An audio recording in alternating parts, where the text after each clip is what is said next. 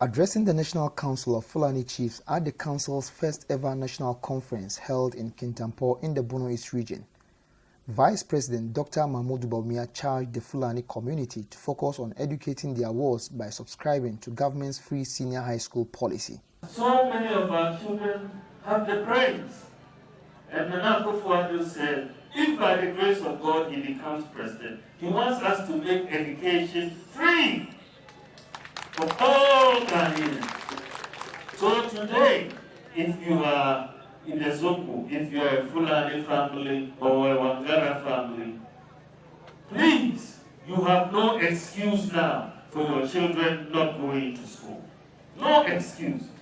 The Prophet Muhammad sallallahu alaihi wasallam told us that we should look for education.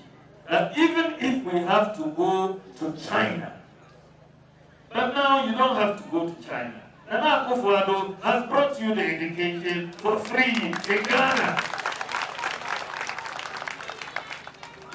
It's free. Dr. Bawumia highlighted efforts taken by the current administration to educate students from deprived communities by establishing senior high schools in 16 Zongo communities across the 16 regions of the country.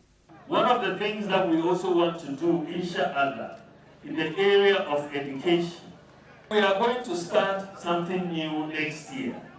Every region, we are going to build a model senior high school in the Zongo community. Every region.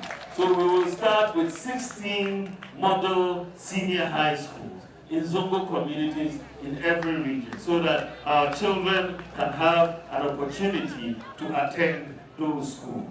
He called on the Fulani community to reject John Mahame's one Zongo, one mortuary promise. Our policy is not one Zongo, one mortuary. We are not thinking of mortuary. We are thinking of schools, model schools.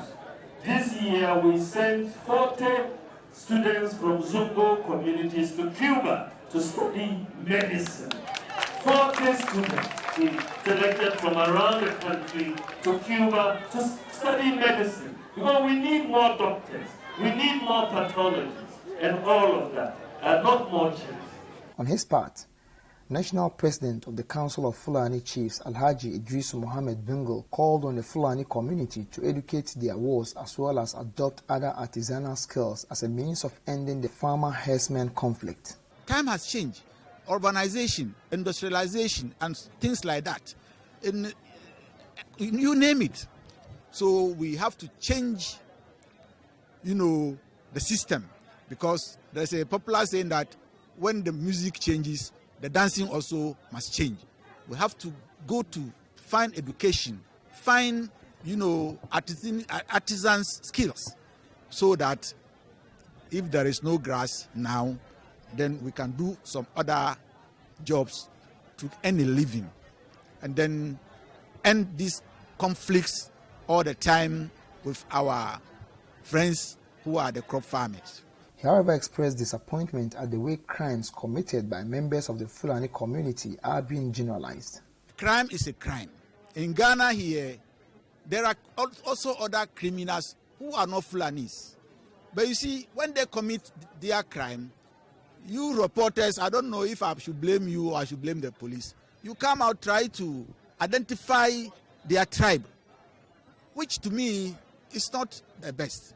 Because it's not a tribe which is committing that crime. It is the human being.